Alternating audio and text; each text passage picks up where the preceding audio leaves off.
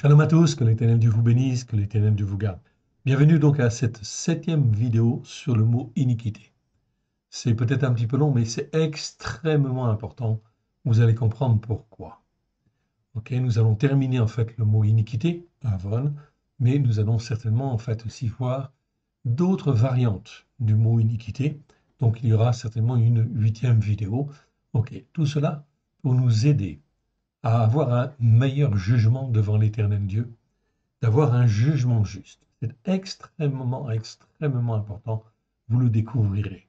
Donc désolé si c'est un petit peu long, mais c'est vraiment trop, trop important. Remettons ces quelques instants à l'Éternel notre Dieu, notre Père, si vous voulez bien. Père très saint, nous nous couvrons du sang précieux de l'agneau, lui qui nous a rachetés, afin que nous puissions être ton fils, ta fille, afin de te servir, toi, le seul vrai Dieu, et celui que tu as envoyé. Aide-nous, mon Dieu, mon Père, à te faire plaisir. Forme-nous, façonne-nous. Oui, Seigneur. Apprends-nous à avoir un bon jugement devant toi, à la gloire de ton Saint-Nom, et à marcher dans la justice par la foi que tu nous as donnée au travers de Yeshua, Hamashiach, celui qui est appelé le Christ. Aide-nous, mon Dieu, mon Père, à te faire plaisir. Tu es notre Dieu, et nous sommes ton peuple. À toi toute la gloire. Amen. Que l'Éternel Dieu vous bénisse, que l'Éternel vous garde. Nous étions donc arrivés, si ma mémoire est bonne, donc au chapitre 11 de Job. Ok. Donc Job, en fin de compte, on va regarder ici, attention, ça va être très intéressant sur certains points. Job, je vous le rappelle, donc au chapitre 1, il est dit, en fait, de Job, il y avait dans le pays de Outs, ou d'Outs, un homme qui s'appelait Yov. Ok. Donc Job. Cet homme était intègre. Okay, et droit. Okay, Yachar, en fait, ici, et intègre, c'est le mot tam. Il craignait Elohim et se détournait du mal.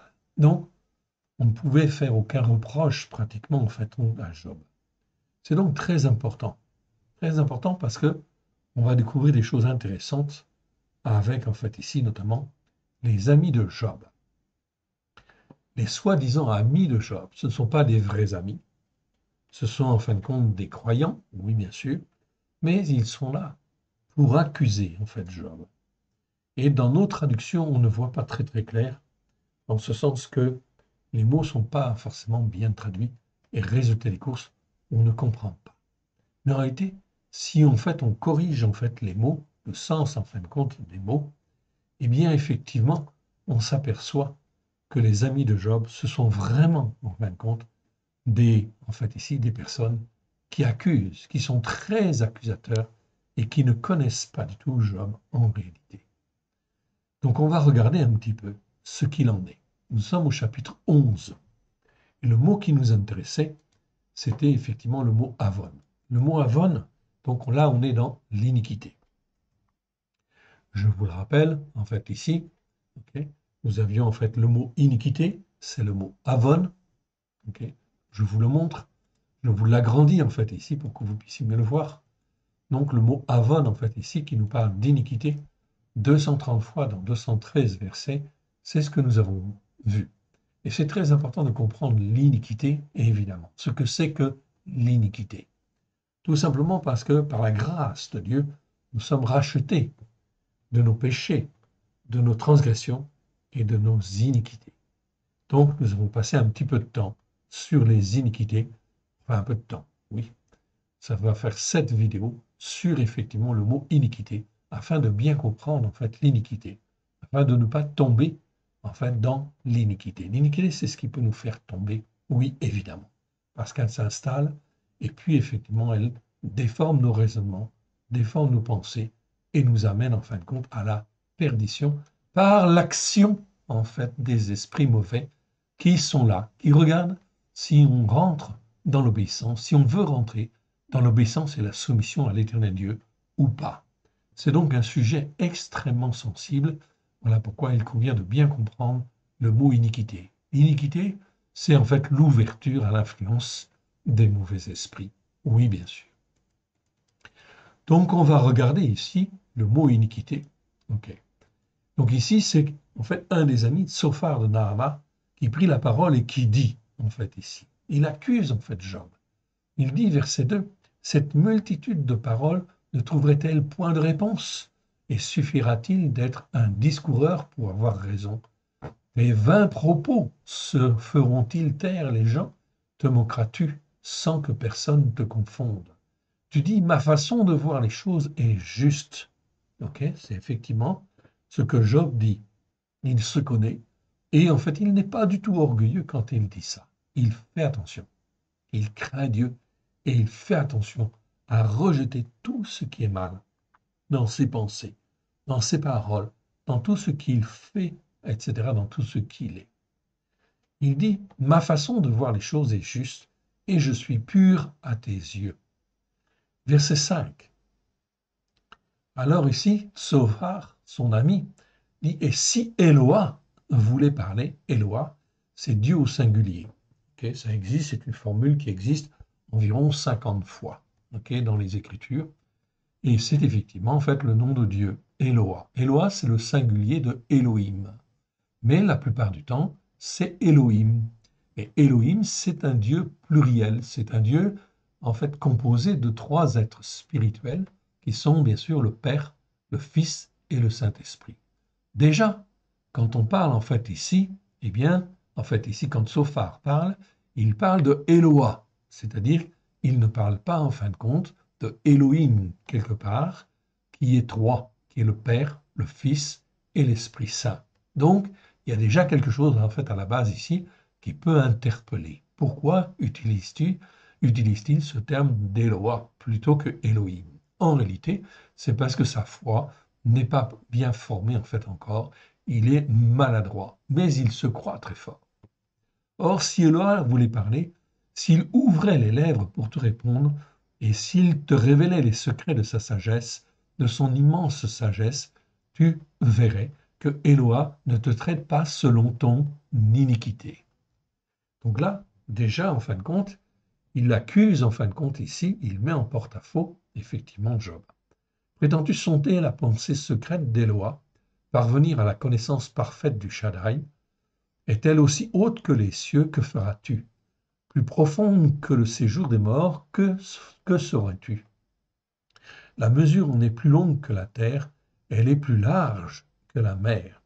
S'il passe, s'il saisit, s'il traîne à son tribunal, qui s'y opposera? Donc là, en fait ici, Tsophar de Naama est en train de dire, regardez, verset 11, car il connaît les vicieux. Donc en fait ici, c'est comme s'il indiquait que Job en fait était vicieux quelque part. S'il est touché comme ça, c'est forcément en fait que c'est un vicieux.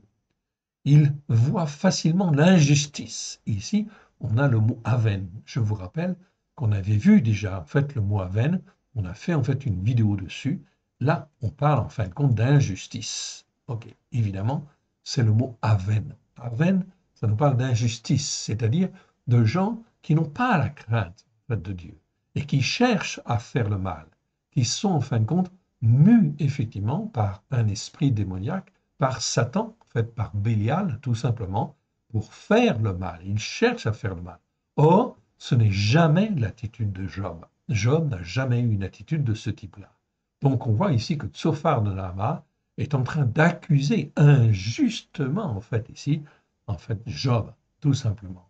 Donc là, il est effectivement donc intéressant, très important pour nous d'apprendre en fait à discerner ce qu'on entend. Ce que les hommes et les femmes en fait disent est extrêmement important. Ça nous permet en fait ici de comprendre s'ils sont dans l'injustice ou s'ils sont dans la justice par la foi avec l'éternel Dieu. Ceci est très important afin d'éviter d'écouter et de se laisser entraîner en fait ici par en fait ici des gens qui seraient trop, comment dire, trop forts en fait avec leurs paroles pour entraîner en fait les gens, bien évidemment. Il faut être prudent, il faut faire attention. Verset 12. L'homme au contraire a l'intelligence d'un fou, le descendant d'Adam est né comme le petit d'un âne sauvage. Donc là, il est vraiment en train d'accuser effectivement en fait Job. Si on continue en fait un petit peu ici, c'était pas l'objet du mot iniquité, mais quand même ça va être important. Regardez verset 13 et verset 14. Pour toi, dirige ton cœur vers Dieu, étends vers lui tes mains. Ok. Donc ici, il incite Job comme si Job ne l'avait pas fait déjà, etc. Et il dit en fait, tourne-toi vers Dieu et tends vers lui tes mains. Verset 14. Éloigne-toi de l'injustice. On retrouve en fait ici le mot aven. Le mot aven en fait ici, qu'on a vu tout à l'heure, okay, qui est traduit par coupable, ici, dans nos Bibles, en fait, il est traduit par en fait iniquité. Non, c'est pas l'iniquité. Ici, c'est l'injustice. Donc ici, en fait, on voit bien que Sophar de Naama est en train d'accuser en fait Job. Il lui dit, si tu es touché en fait comme cela, c'est parce que tu agis en fin de compte dans l'injustice quelque part. Ça ne peut pas être autrement. Donc ce raisonnement est un raisonnement primaire et très accusateur. Oui, bien sûr, on n'est pas là dans l'iniquité. Donc il faut faire attention. Tous les hommes et toutes les femmes qui se comportent en fait ici dans l'injustice, avec le mot aven, je vous renvoie à l'enseignement que nous avons fait sur le mot aven.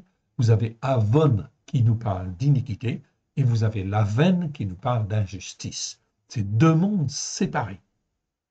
Et l'Éternel Dieu dit bien effectivement que nous n'avons rien à faire avec les injustes, avec le monde de l'injustice. Oui, bien sûr, nous devons marcher par la foi, puisque nous avons été rachetés par le sang de l'agneau. Nous sommes vainqueurs dès en fait le moment où nous en fait donnons notre cœur et notre vie à Yeshua. Même si nous ne sommes pas transformés, façonnés, il nous faut prendre l'Écriture afin de nous former, de nous façonner par la puissance de l'Esprit de Dieu.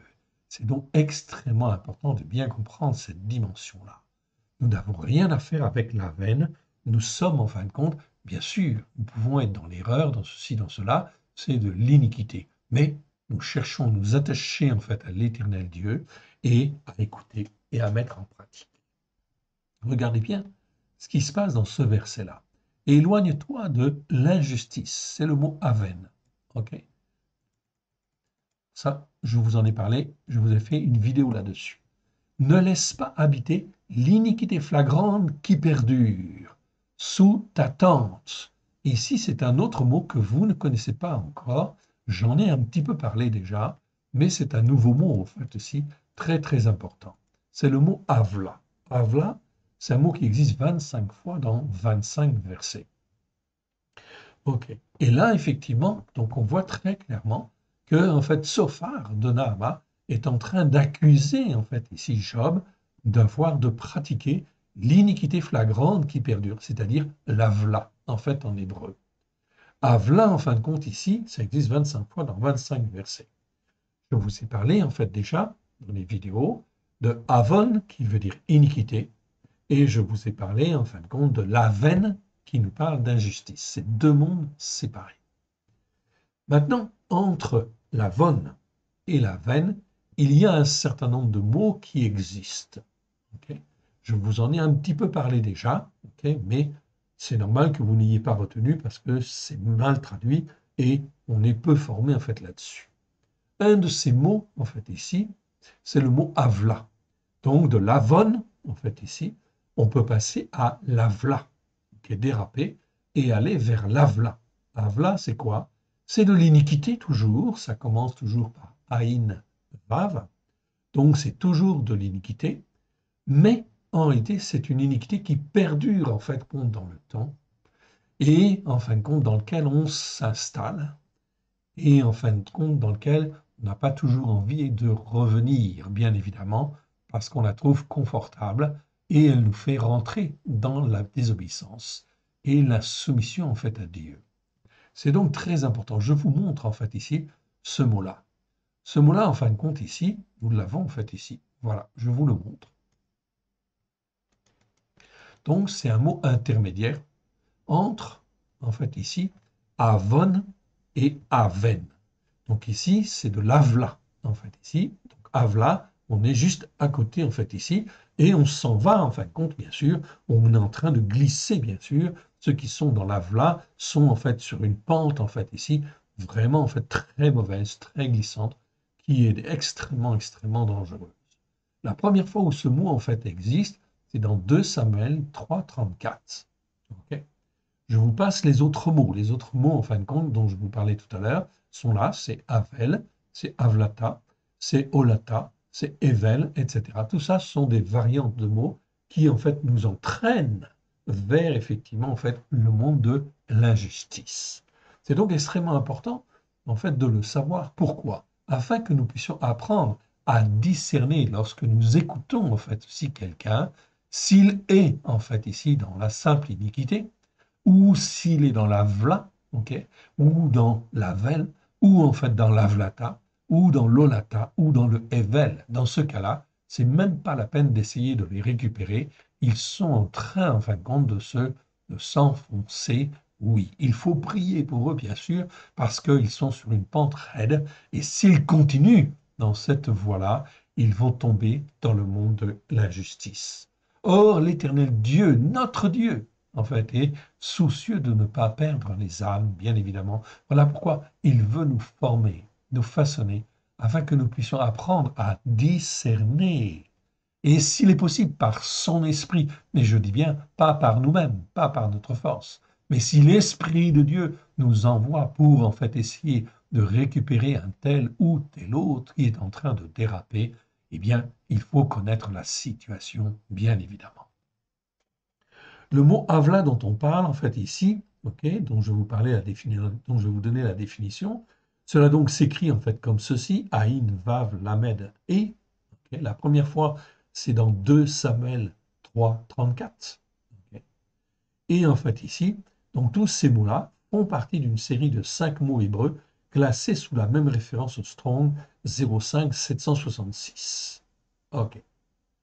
Dans la racine Aïn, Vav, Lamed, Avon, dont je vous parlais tout à l'heure, c'est Aïn, Vav, Nun. Ok. Donc on remplace le Nun, la dernière lettre, par un Lamed. Ça exprime toujours des actions empreintes de duplicité, d'hypocrisie, d'actions troubles.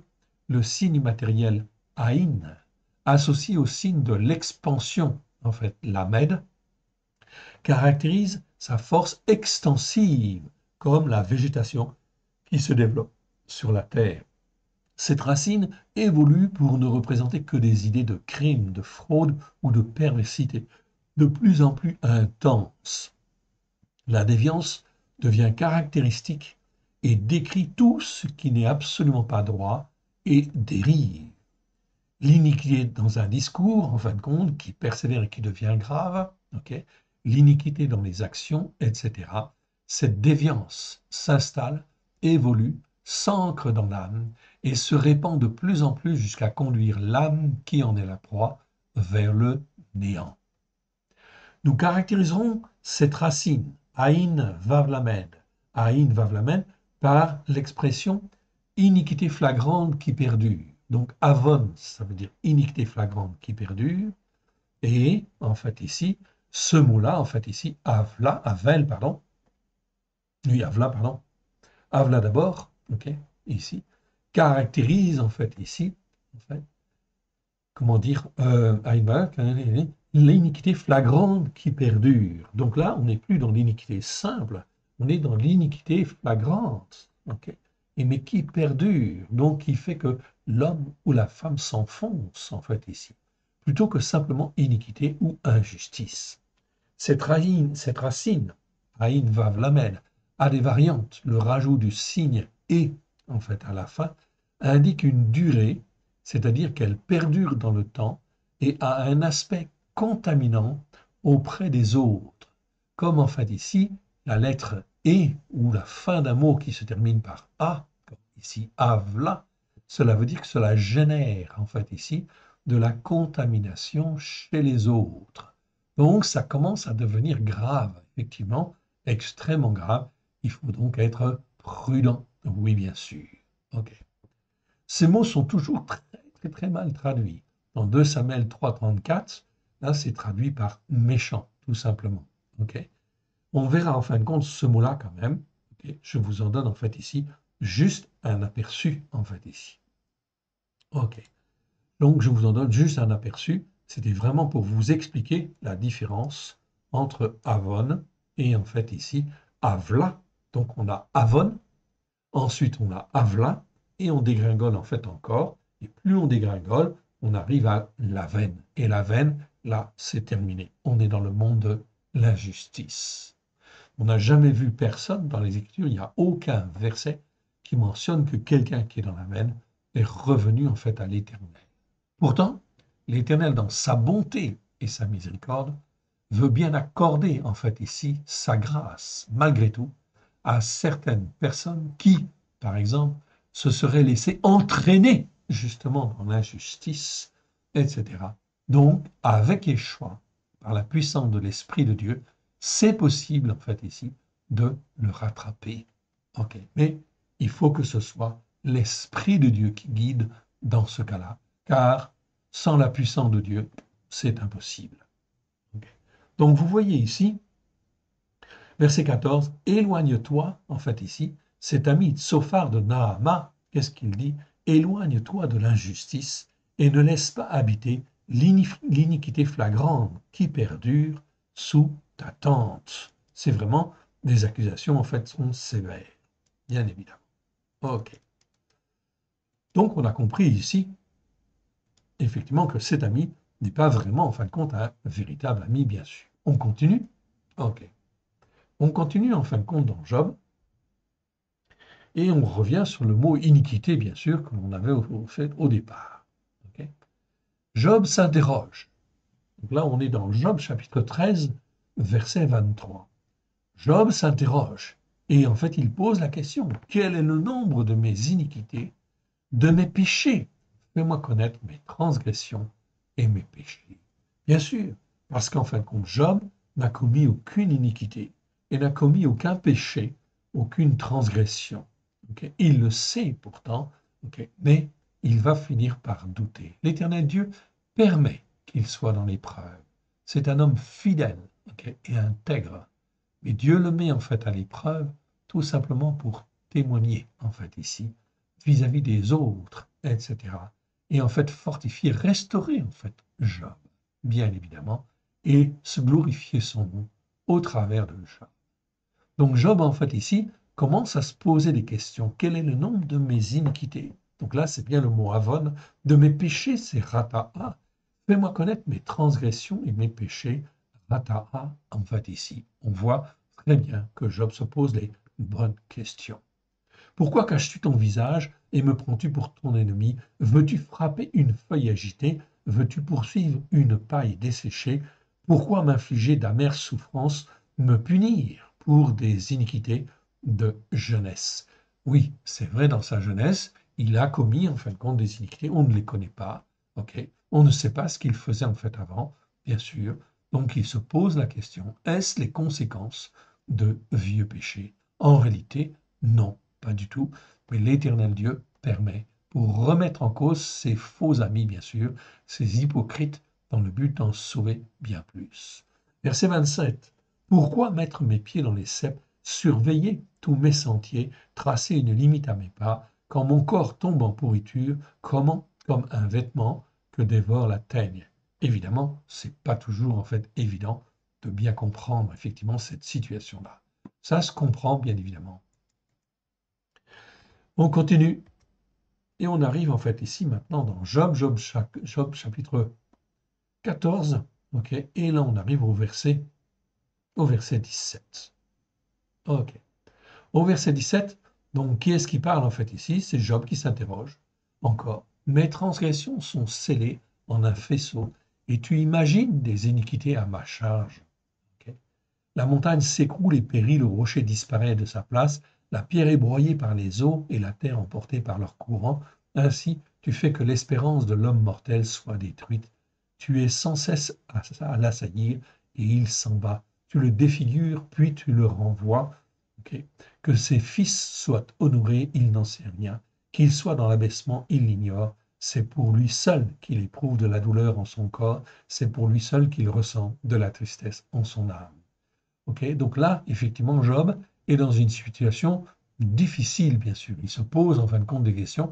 Il est en train de perdre courage. Il ne faut jamais, jamais perdre courage dans ce que l'Éternel Dieu, en fin de compte, fait nous ou permet. Si, en fait, ici, nous sommes dans l'épreuve, c'est le Seigneur, il a, en fait, ici, ses raisons. Et ces raisons sont toujours de nous fortifier, de nous éduquer, de nous former, de nous façonner, de nous donner la victoire. Tout, en fait, au travers de Yeshua, n'est que bonté et miséricorde. Et c'est parce que l'Éternel Dieu a besoin de nous former, de nous façonner, de nous instruire, afin que nous puissions être demain meilleurs qu'aujourd'hui. Alors, il ne faut jamais, jamais perdre courage. Quand on donne son cœur et sa vie à Yeshua, on reste accroché et on reste dans la foi, bien évidemment. Ok, c'est facile, peut-être facile à dire, mais en réalité, c'est ça. L'Écriture ne ment pas. Quand l'Éternel rachète, il rachète. Ça, c'est une certitude. On continue et on va en fait ici dans Job, chapitre 15. 15, verset 5. Cette fois-ci, c'est un autre ami en fait ici, ok, de Job, Éliphaz de Théman. Il prit la parole et dit, le sage répond-il, par une vaine connaissance se gonfle-t-il la poitrine du vent d'Orient? Est-ce par d'inutiles propos qu'il se défend? Est-ce par des discours qu'ils ne servent à rien, qui ne servent à rien? Toi, tu détruis même la crainte de Dieu, tu anéantis tout mouvement de piété devant Dieu, ton iniquité dirige ta bouche, et tu prends le langage des hommes usés. On voit très clairement en fait ici, en fait, l'attitude en fait des soi-disant amis de Job. En réalité, ce ne sont pas des amis. Ils auraient mieux fait de se taire en fait ici tout simplement, parce que si c'était des amis en fin de compte de Job, cela voulait dire qu'ils connaissaient en fait Job et en fait, ils auraient dû mieux le connaître en tout cas. Et ne surtout pas de réagir comme ça, effectivement, en accusateur. Donc ça, effectivement, c'est une attitude de cœur extrêmement, extrêmement, en fait, mauvaise qu'ont les amis, effectivement, ici. Voilà pourquoi ceci, en fait, montre que nous pouvons avoir, bien sûr, beaucoup de personnes autour de nous qui sont des croyants, mais qui sont complètement à côté de la plaque et qui ne sont pas là pour nous encourager et fortifier.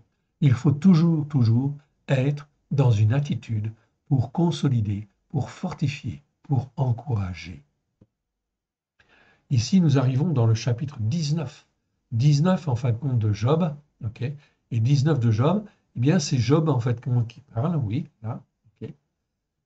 Craignez pour vous l'épée. Les iniquités châtiées au moyen de l'épée sont terribles et sachez qu'il y a un jugement. Okay.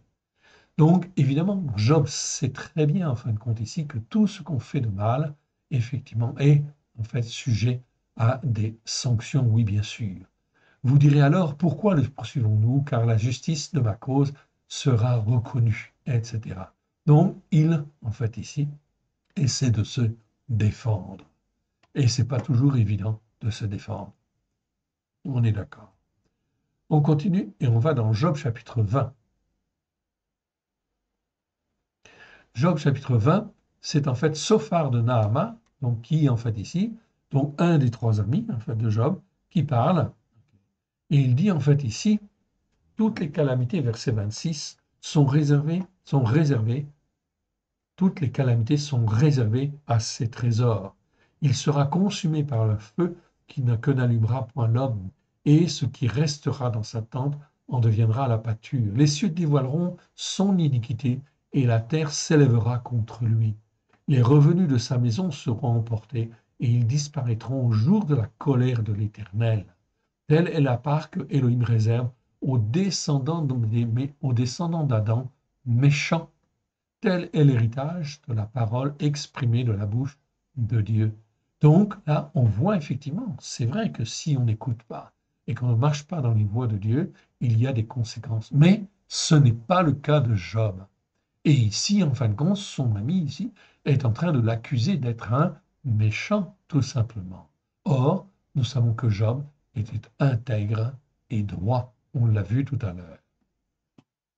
Donc il ne faut jamais se décourager, il faut s'en tenir à la parole de Dieu et de plus en plus, jour après jour, se fortifier, bien évidemment, à cause, en fait, ici, de la méchanceté qui règne autour, évidemment. Il faut s'attacher à l'éternel Dieu, okay, et rester dans ses voies, évidemment. Ok, on continue. On arrive maintenant dans le chapitre 22, et là, c'est Éliphaz de Théman, donc qui parle. Regardez ce qu'il dit. Éliphaz de Théman prit la parole et dit, un homme fait peut-il être utile à Dieu? Non. Le sage est utile qu'à lui-même. Si tu es juste, est-ce à l'avantage du Shaddai? Si tu es intègre dans tes voies, qui gagnes-tu? Verset 4. Est-ce par crainte de toi qu'il te châtie, qu'il entre en jugement avec toi? Verset 5. Ta méchanceté n'est-elle pas grande? Tes iniquités ne sont-elles pas infinies? Voilà donc en fait ici un ami qui est en fin de compte ici très accusateur. Oui, bien sûr. Tu enlevais sans motif des gages à tes frères, tu privais de leurs vêtements ceux qui étaient nus. Tout ça sont des accusations qui sont fausses. Oui, bien sûr, Job n'a jamais été comme cela. Donc, vous voyez ici, il faut faire attention et ne pas retenir, bien sûr, les accusations des uns et des autres qui peuvent, en fin de compte, ici, saboter, en fait, notre foi. Il faut s'attacher, en fait, à l'Éternel. Mais plus je m'attache à l'Éternel Dieu, plus, en fait, l'Éternel Dieu va effectivement me bénir et me garder. L'Éternel Dieu ne veut pas notre perte, absolument pas, ni aux uns ni aux autres. Ce qu'il veut, c'est que les hommes se tournent vers lui, qu'ils écoutent et qu'ils mettent en pratique comme il le veut. Retenez bien, en fait, ici, le fait de marcher dans la justice par la foi et selon un jugement juste. C'est très important. On fera une vidéo là-dessus, etc. C'est très important. C'est une vidéo qui se base sur tout ce qu'on a vu depuis qu'on a vu, en fin de compte, la justice par la foi avec la vidéo sur la tzedaka. Très, très important. On continue. On arrive maintenant, en fait, dans le Job. Job, chapitre 31. 31, en fait, ici. C'est Job qui parle. OK? Et en fin de compte, ici, il parle. Et on va reprendre à partir, en fin de compte, du verset, en fin de compte, du verset 8. Quand je sème et qu'un autre moissonne, et que mes rejetons soient déracinés, si mon cœur a été séduit par une femme, si j'ai fait le guet à la porte de mon prochain, que ma femme tourne la meule pour un autre, et que d'autres la déshonorent, car c'est un crime, une iniquité que punissent les juges. C'est un feu qui dévore jusqu'à la ruine et qui aurait détruit toute ma richesse. Si j'ai méprisé le jugement juste, très important ici, envers mon serviteur ou ma servante, lorsqu'il était en contestation avec moi, qu'ai-je à faire quand Dieu se lève? Qu'ai-je à répondre quand il châtie? Celui qui m'a créé dans le ventre de ma mère, ne l'a-t-il pas créé? Le même Dieu ne nous a-t-il pas formés dans le sein maternel? Là, on voit effectivement que Job est en train de passer en fait un très très mauvais moment et qu'il en fait ici manque en fait ici quelque part ici de foi en fait encore quelque part. Voilà pourquoi le Seigneur le forme, le façonne. Ok. Ok. Si je reprends à partir du verset 1, j'avais fait un pacte avec mes yeux et je n'aurais pas arrêté mes regards sur une vierge. Quelle part Éloi m'a-t-il accordé en haut? Quel héritage le Shaddai m'a-t-il envoyé des cieux? La ruine n'est-elle pas pour le méchant et le malheur pour ceux qui pratiquent l'injustice? Le malheur pour ceux qui pratiquent l'injustice. Ici, on a donc retraduit effectivement le verset, car ici c'est bien effectivement en fait le mot aven que l'on a. Donc c'est bien en fin de compte ici injustice et non pas iniquité. Donc, très, très, très important, en fait, ici. OK. Dieu n'a-t-il pas connu mes voies? N'a-t-il pas compté tous mes pas? OK. Si j'ai marché dans le mensonge, si mon pied a couru vers la fraude, que Éloi me pèse sur des balances justes et il reconnaîtra mon intégrité. Donc, c'est très important, en fait, ici. Job se pose des questions. Il ne voit pas son péché, ni, en fait, ses transgressions, ni ses iniquités, oui, bien sûr. Hein. Donc, ici, mais il déprime, commence à déprimer un peu. On est d'accord. OK. Alors, il continue. OK, car c'est un crime unique. Bon, ça, on l'a vu, celui-là. D'accord, donc on va aller un petit peu plus loin. OK, Job 31, verset 28. OK, on va reprendre à partir du verset 23. Car les châtiments de Dieu sont comme une terreur, et je ne puis rien dans sa majesté. si j'ai mis dans l'or, en fait, ici ma confiance, si j'ai dit alors, tu es mon espoir, si je me suis réjoui de la grandeur de mes biens, de la quantité des richesses que j'avais acquises, si j'ai regardé le soleil quand il brillait, la lune quand elle s'avançait majestueuse, si mon cœur s'est laissé séduire en secret, si ma main s'est portée sur ma bouche, c'est encore une iniquité que doivent punir en fait les juges. Et j'aurais renié en fait le Dieu très haut. Si j'ai été joyeux en fait, du malheur de mon ennemi, si j'ai sauté d'allégresse quand les revers l'ont atteint, moi qui n'ai pas permis à ma langue de pécher, de demander sa mort avec serment, si les gens de ma tente ne disaient pas, où est celui qui n'a pas été rassasié de sa viande? Si l'étranger passait la nuit dehors, si je n'ouvrais pas les portes aux voyageurs, si comme Adam j'ai caché mes transgressions et renfermé mes iniquités sous mon sein, parce que j'avais peur de la multitude, parce que je craignais le mépris des familles, me tenant à l'écart et n'osant franchir ma porte, oh, que n'ai-je quelqu'un qui m'écoute? Voilà ma défense toute signée, c'est que Shaddai me réponde et que mon adversaire rédige mon mémoire. Donc ici, Job s'interroge. Oui, bien sûr, ok. Mais de toutes ces choses, il n'a en fait commis rien du tout. Ok. Il n'a rien commis, il n'a commis aucune iniquité, aucune erreur en fait ici. Voilà, donc il est, comme l'Écriture le dit au début dans le verset 1, du chapitre 1, il est intègre et il est droit, en fait, ici. OK. Ça, c'est important de bien comprendre, qu'on prenne conscience de ces choses. On continue et on arrive, en fait, ici, dans le chapitre 33. 33, et là, c'est Élihu qui parle. OK? Élihu qui parle au début, toujours avec un esprit accusateur. OK? Mais en fin de compte, ici, Job affirme, okay, ici au verset 9, je suis pur, je suis sans transgression, je suis net, il n'y a point en moi d'iniquité. Et Dieu trouve contre moi des motifs de haine et me traite comme son ennemi. Il met mes pieds dans les ceps, il surveille tous mes sentiers. Je ne répondrai qu'en cela, tu n'as pas raison, car Éloa est plus grand que l'homme. Veux-tu donc disputer avec lui parce qu'il ne rend aucun compte de ses actes? Donc, le livre de Job n'est pas toujours facile, en fait, ici, à bien comprendre, on est bien d'accord, ok, parce que les traductions sont difficiles et le sens des mots, en fait, on ne le trouvait pas, en fait, forcément, en fait, dans les dictionnaires, dans les années passées. Donc, maintenant, par la grâce de Dieu, nos esprits s'ouvrent et nos yeux s'ouvrent, en fait, ici, sur une dimension spirituelle, afin que nous puissions être bien ancrés sur les enseignements de la Torah avec grâce et vérité, et de ne jamais démordre, en fait ici, de notre position de juste au travers de Yeshua. On continue et on arrive maintenant dans les proverbes. Donc dans les proverbes, Proverbes chapitre 5, verset 22. Okay. Verset 22. Le méchant est pris dans ses propres iniquités. Il est saisi par les liens de son péché. Okay. Il mourra faute d'instruction et il chancellera par l'excès de sa folie. Donc, l'iniquité, il faut vraiment faire très très attention, prendre ce que c'est, afin de ne pas tomber par les iniquités.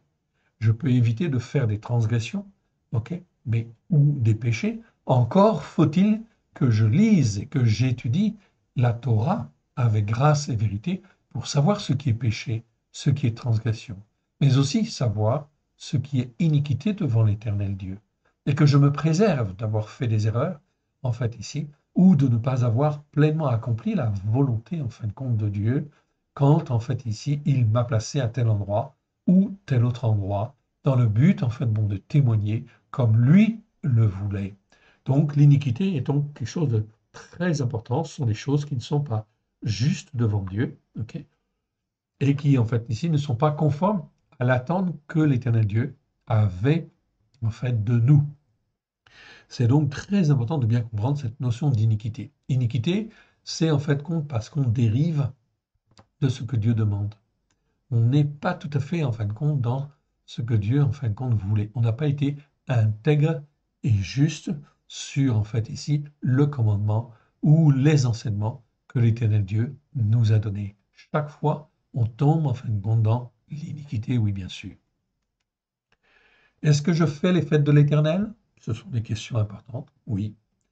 Eh bien, si je ne fais pas le Shabbat, ça pose en fait ici un problème, bien sûr. Je suis dans la transgression, bien sûr, et je n'accomplis pas la volonté de Dieu. Et je suis dans l'iniquité inévitablement, car en fin de compte, eh bien, je suis dans la désobéissance et l'insoumission. Il ne faut pas que ces choses perdurent, sinon de l'iniquité avla, ça veut de l'iniquité avon, ça va devenir de l'avla, c'est-à-dire de l'iniquité flagrante qui perdure, et ça veut dire qu'en fait on est en train de s'enfoncer de plus en plus, et on aura de plus en plus de mal à revenir vers l'Éternel. Le méchant est pris dans ses propres iniquités. Rappelez-vous que Satan est tombé, en fait, ici, était un ange, en fait, dans les cieux, qui a été béni, en fin de compte, d'une manière magnifique, extraordinaire par l'Éternel, mais il est tombé par ses iniquités. C'est donc important de bien comprendre cela. À cause de la multitude de ses iniquités, nous dit Ézéchiel. On continue. On arrive dans Proverbe 16. Verset 4. Proverbe chapitre 16, verset 4. L'Éternel a tout fait pour un but, même le méchant pour le jour du malheur. Tout cœur hautain est en abomination à l'Éternel. Certes, il ne restera pas impuni. Verset 6. Par la bonté et la vérité. Ici, c'est le mot vérité qu'il faut utiliser. C'est le mot émettre, hein, d'accord? On expie l'iniquité et la crainte de l'Éternel ne se détourne et par la crainte de l'Éternel, on se détourne du mal.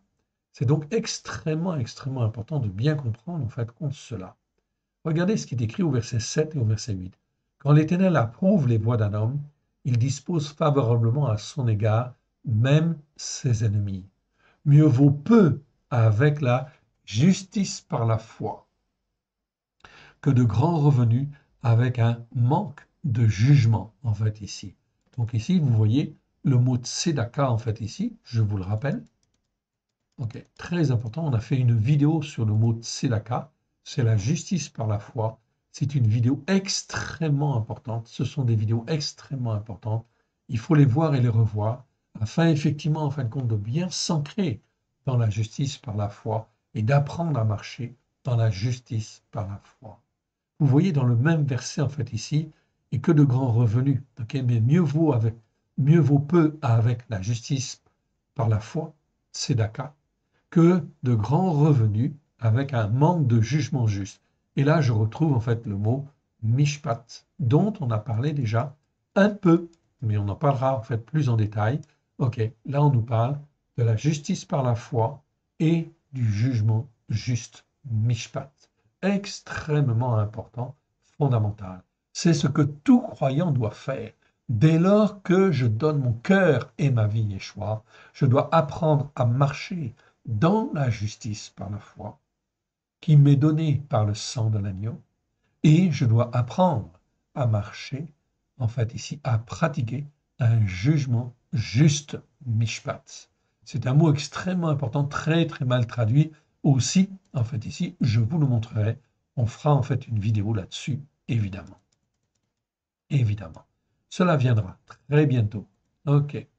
Donc ici, justice par la foi, on réduit pour remettre un peu d'ordre, en fait, ici. OK. Donc ici, donc on expie, en fait, il dit, par la bonté et la vérité, on expie l'iniquité, et par la crainte de l'Éternel, on se détourne du mal. Donc vous voyez que pour, effectivement, en fait, expier l'iniquité, il y a des choses, en fait, à faire, oui, bien sûr, où nous avons une part à faire, oui, effectivement. On continue. On arrive maintenant dans Lamentation. Lamentation, chapitre 2, okay, verset 14. Okay. Lamentation, oui, c'est ça. Lamentation, chapitre 2, verset 14. Tes prophètes ont eu pour toi des visions vaines et fausses. Ils n'ont pas mis à nu ton iniquité, afin de détourner de toi la captivité. Ils t'ont donné des oracles de mensonges et des choses et des choses, ok, des choses qui détournent, en fait, ici. Des choses qui détournent. Donc, ils n'ont pas détourné de l'iniquité. Okay, c'est très, très important. L'iniquité, c'est ce qui nous fait perdre. Si, en fin de compte, je ne fais pas le Shabbat, si je ne fais pas les fêtes de l'Éternel, non seulement je suis dans la désobéissance et l'insoumission, mais ça veut dire que l'iniquité pèse déjà sur moi de manière importante.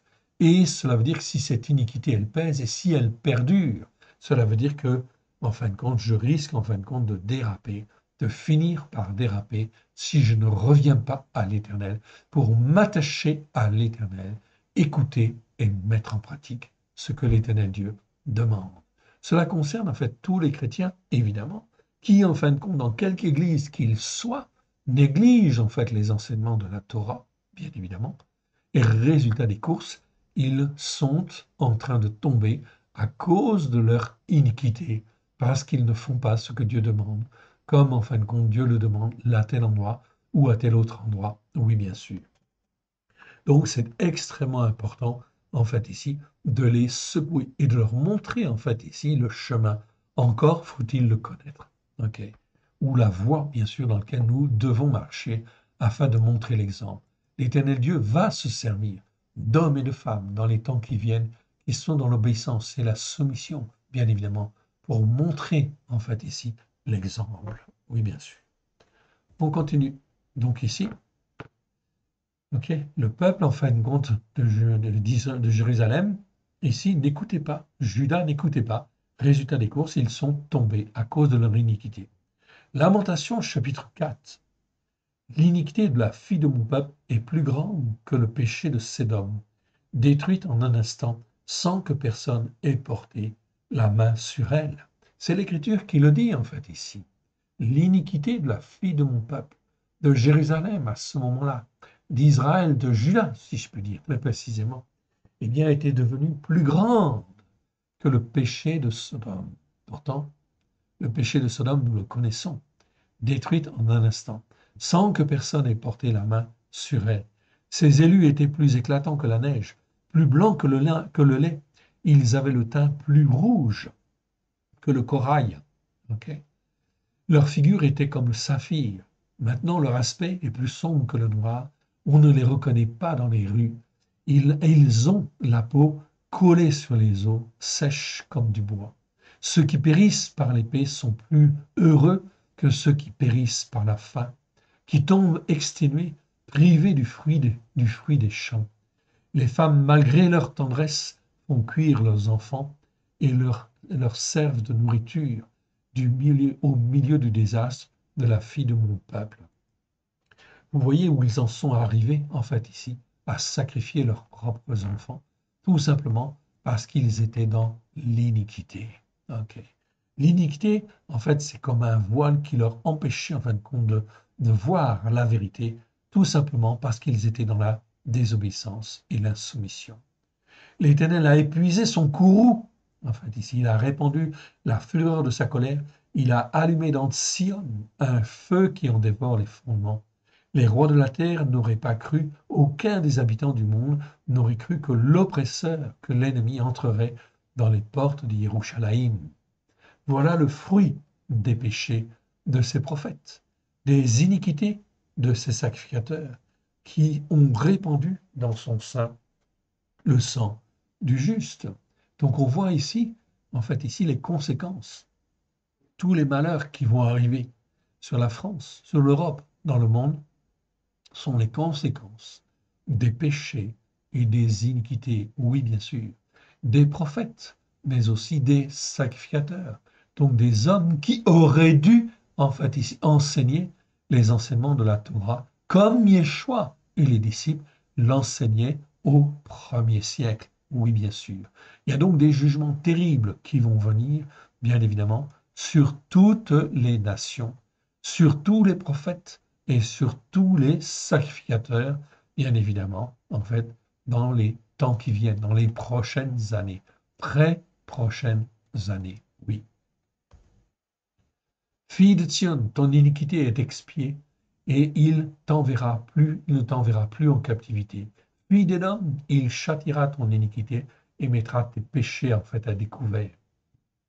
Verset 21, en fait, il dit, réjouis-toi, tressaille. Donc l'Éternel parle toujours en fin de compte d'une restauration. Quand il parle de destruction, il parle d'une restauration. Et il y aura une restauration qui sera glorieuse, mais celle-ci sera sur les enseignements de la Torah, avec grâce et vérité.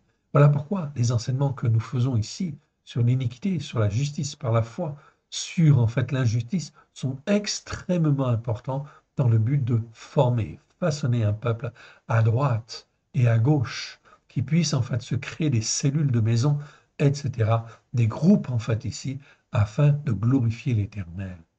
Verset 21. Okay.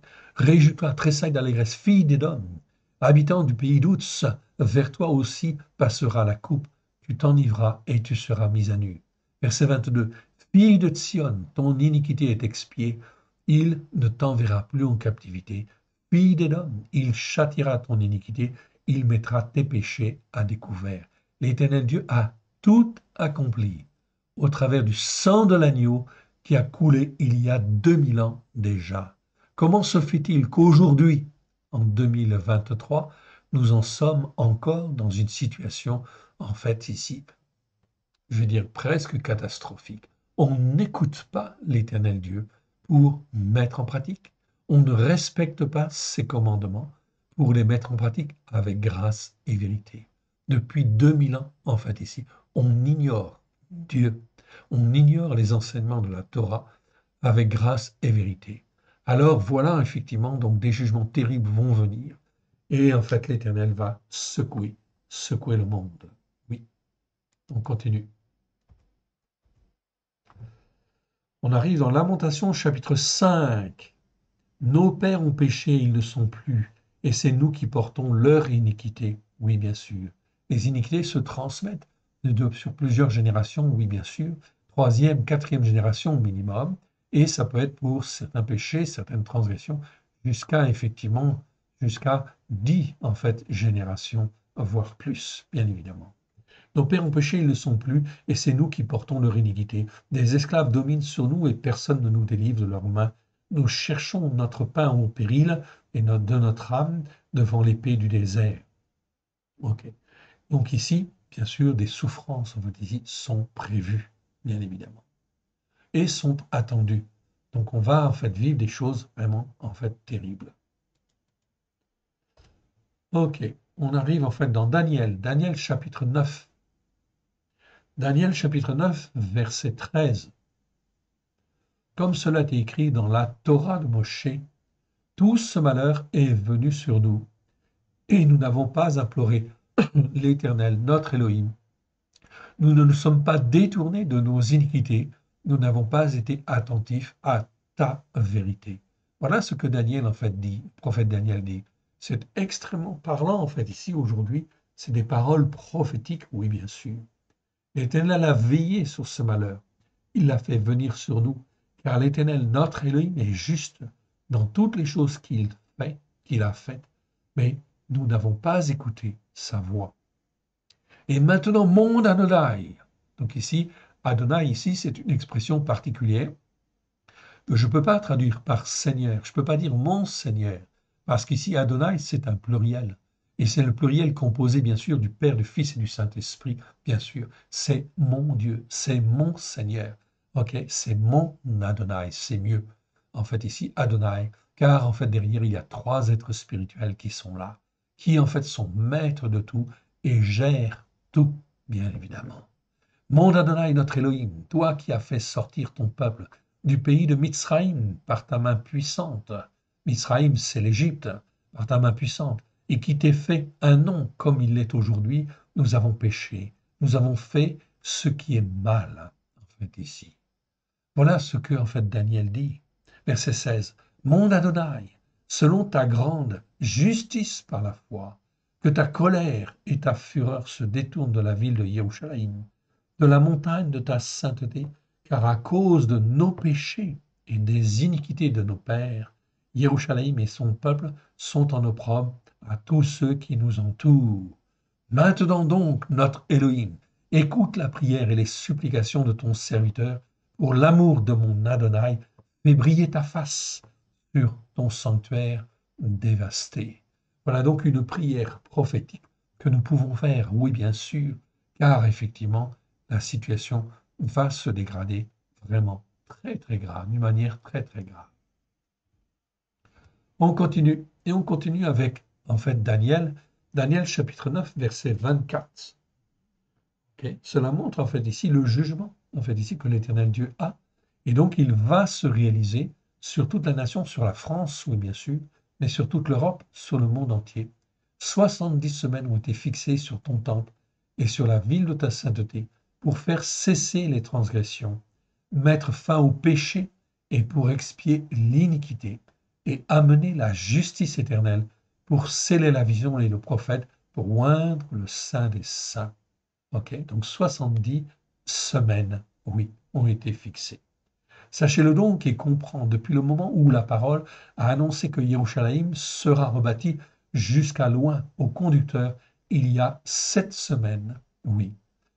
Dans 62 semaines, les places et les fossés seront rétablis, mais en des temps fâcheux.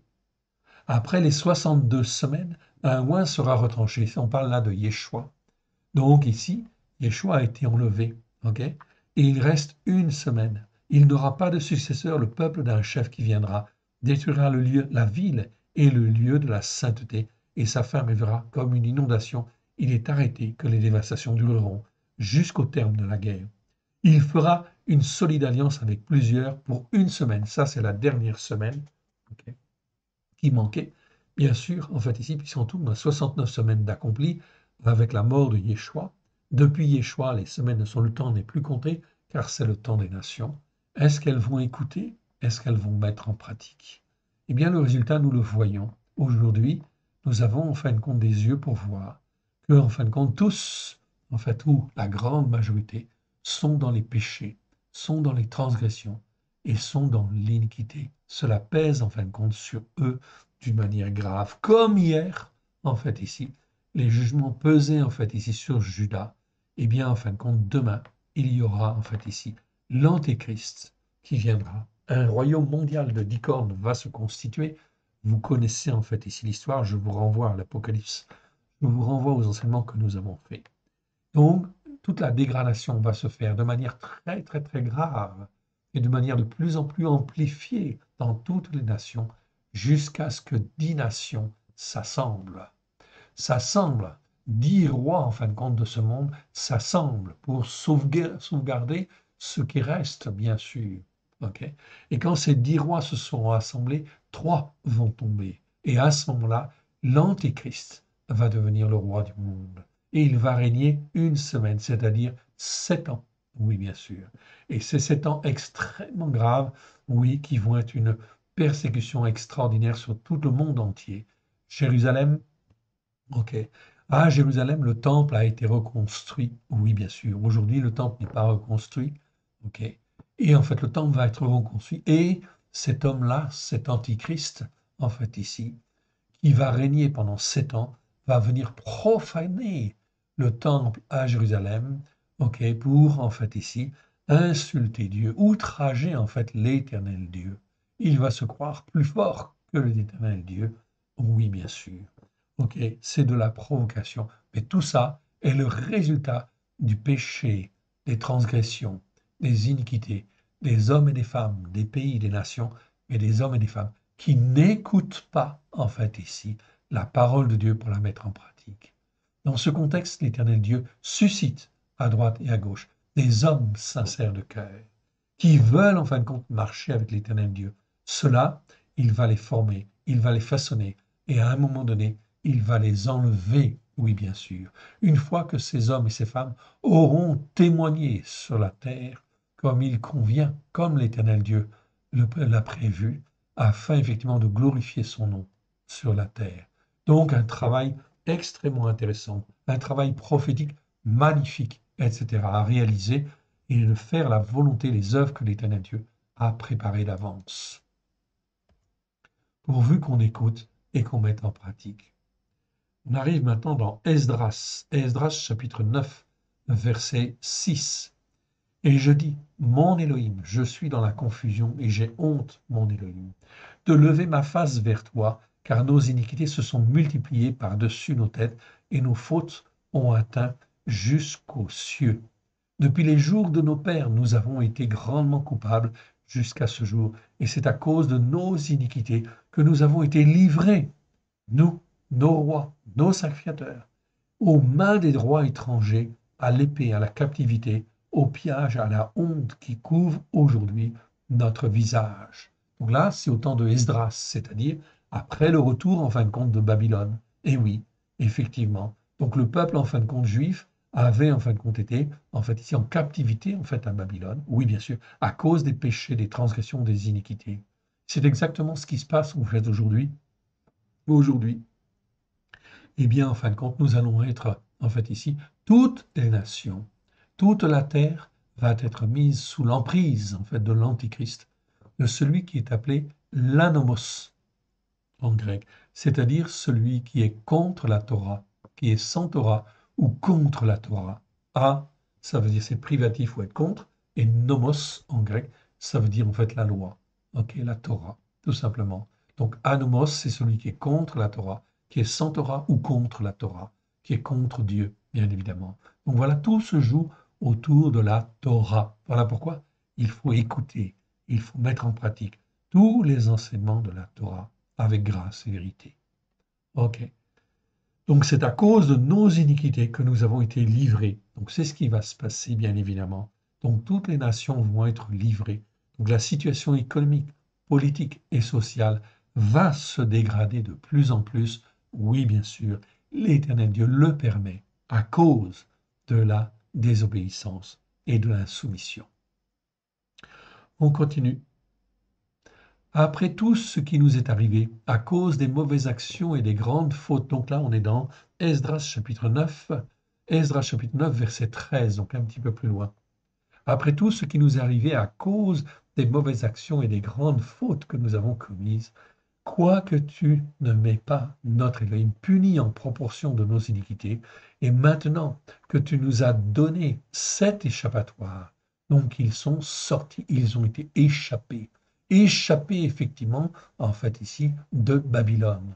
Verset 14, recommencerions-nous à violer tes commandements et à nous allier à des peuples abominables? Ta colère n'éclaterait-elle pas encore contre nous jusqu'à nous détruire, sans laisser ni reste ni échappatoire? Verset 15, Éternel Élohim d'Israël, tu es juste car aujourd'hui tu fais que nous restons en vue de l'échappatoire, en vue d'échapper, en vue d'être des réchappés, en fait ici. Nous voici devant toi comme des coupables, et nous ne saurions ainsi subsister devant ta face. Nous sommes de la même manière, nous sommes des réchappés bien sûr, en fait ici, de la condamnation qui est en train de venir sur le monde, oui bien sûr, car nous avons été rachetés par le sang de l'agneau. Mais si nous avons été rachetés, c'est pour effectivement écouter et mettre en pratique avec grâce et vérité la parole de Dieu, bien évidemment. Tous les enseignements de la Torah avec grâce et vérité. Là, on arrive dans Néhémie chapitre 3. Néhémie chapitre 3, verset en fait ici. Ok, verset 37. Ok. Chapitre 3, verset 37 ou chapitre 4, verset 5. Ça dépend des versions. Ne pardonne pas leur iniquité et que leur péché ne soit pas effacé de devant toi, car ils ont offensé ceux qui bâtissent. Nous rebâtîmes la muraille qui fut partout achevée jusqu'à la moitié de sa hauteur, et le peuple prit à cœur, en fait, ici, ce travail. Donc là, effectivement, il y a des hommes qui sont zélés pour retravailler, en fin de compte, pour Dieu, bien évidemment. Mais il y a beaucoup d'opposition autour, ok, effectivement, qui est là pour, en fait, ici, contrecarrer, bien sûr, tout projet, en fait, pour servir l'Éternel Dieu. Et plus on avance, eh bien, plus il faudra être déterminé, évidemment, afin de ne pas lâcher prise et de ne pas, en fin de compte, se laisser décourager. Verset 34 ou le 4.4. Écoute notre Elohim, comme nous sommes méprisés, fais retomber leurs insultes sur leur tête et livre-les au pillage sur une terre où ils soient captifs. Ne pardonne pas leur iniquité, que leur péché ne soit pas effacé de devant toi, car ils ont offensé ceux qui bâtissent. Nous rebâtîmes la muraille et qui fut partout achevée jusqu'à la moitié de sa hauteur, et le peuple prit à cœur ce travail. Donc c'est très important d'apprendre à avoir un jugement juste sur la situation qui peut se présenter en fait bon devant nous, bien évidemment. Tout le monde il n'est pas beau, tout le monde il n'est pas gentil. Ok, donc il faut faire attention. Nous avons des ennemis et en fait nous aurons des ennemis. Néhémie chapitre 9, verset en fait ici 2. Ceux qui étaient de la race d'Israël, s'étant séparés de tous les étrangers idolâtres. Et ici, donc on voit étranger idolâtre, c'est bien Nérar en fait ici, donc à ne pas confondre. Je vous rappelle en fait ici dans les Écritures, vous avez plusieurs mots pour parler des étrangers, notamment trois, ok, qui en fin de compte sont le mot guerre, le mot Nérar et le mot zour. Le mot en fin de compte guerre, ça veut dire un étranger qui n'est pas hostile, qui n'est pas idolâtre, ok, qui n'est pas hostile. Donc c'est un étranger que tu dois accueillir, que tu dois en fin de compte, comment dire, aimer en fait ici, et en fait ici tu dois l'accepter et le prendre en fait avec toi pour justement qu'il puisse être éduqué, formé, façonné, connaître la parole de Dieu et être enseigné. Par contre, tous les nés rares, c'est-à-dire les étrangers qui sont idolâtres, et ce mot-là existe 35 fois dans 35 versets, on doit se séparer justement des étrangers idolâtres pour ne pas tomber en fait ici dans la confusion et ne pas être entraîné par des fausses doctrines. Ceux qui étaient de la race d'Israël, s'étant séparés de tous les étrangers idolâtres, se présentèrent et confessèrent leurs péchés, leurs iniquités de leur père. Donc je réduis un petit peu en fait ici, ok, cette remarque. Ok. Donc, ceux qui étaient de la race d'Israël, s'étant séparés de tous les étrangers idolâtres, se présentèrent et confessèrent leurs péchés, leurs iniquités et les iniquités de leur père. Lorsqu'ils furent placés, on lut dans le livre de la Torah, ok, de l'Éternel, leur Élohim, pendant un quart de la journée, et pendant un autre quart, ils confessèrent leurs péchés et se prosternèrent devant l'Éternel, leur Élohim. Donc, ils étaient dans une phase de repentance, ce qui est extrêmement bien, en fait, ici. Et ils se basaient sur la Torah, oui, bien sûr, car c'est la référence. Ok, on continue et on arrive en fait au dernier verset où l'on trouve en fait le mot iniquité pour en fait ici notre enseignement. Ok, donc là en fait on voit cet ordre déplut à Elohim parce que en fait ici David voulait faire un recensement et David dit à Elohim, j'ai commis un grand péché en faisant cela. Maintenant daigne pardonner l'iniquité de ton serviteur, car j'ai complètement agi en insensé. Ici, David, en fait, ici, a manqué de foi et, en fait, ici, il voulait faire un recensement et il n'avait pas le droit de le faire. L'Éternel adressa ainsi la parole à Gad, le prophète de David. Va dire à David, ainsi parle l'Éternel, je te propose trois fléaux, choisis-en un et je t'en frapperai. Gad alla vers David et lui dit, ainsi parle l'Éternel, accepte ou 3 années de famine, ou 3 mois pendant lesquels tu seras détruit par tes oppresseurs, et atteint par l'épée de tes ennemis, ou 3 jours pendant lesquels l'épée de l'Éternel, ok, ou 3 jours pendant lesquels l'épée de l'Éternel et la peste seront dans le pays, et l'ange de l'Éternel portera la destruction dans tout le pays territoire d'Israël. Vois maintenant ce que je dois répondre à celui qui m'envoie. Donc vous voyez ici, l'iniquité, c'est très, très, très, très important ici. David, en fin de compte, ici, a en fait ici, commis en fait une iniquité extrêmement grave aux yeux des enseignements de la Torah. Résultat des courses, il y a une sanction en fin de compte derrière, pour qu'en fait il puisse continuer et être lavé, oui bien sûr. Donc l'iniquité ici, eh bien, elle va être nettoyée. Donc David va choisir et c'est sa sanction. C'est donc extrêmement important de bien comprendre en fait ici l'iniquité. J'espère qu'en fait ici, cet aperçu que nous avons eu en fait ici sur le mot iniquité vous a permis d'avancer. Mais c'est extrêmement important, fondamental, afin qu'on puisse discerner chez les saints et chez les autres aussi l'iniquité qui peut nous entraîner dans une mauvaise voie. Nous ne devons pas faire de mauvaises alliances, nous devons apprendre à marcher d'une manière intègre et d'une manière droite devant l'Éternel notre Dieu. Remettons ces quelques instants à l'Éternel Dieu. Père très saint, nous te rendons grâce pour l'enseignement que tu nous as donné sur le mot Avon, étant ta main bienfaisante, qu'il se produise des signes et des prodiges, Seigneur, afin que nous puissions marcher dans tes voies comme toi tu le veux, à la gloire de ton Saint-Nom.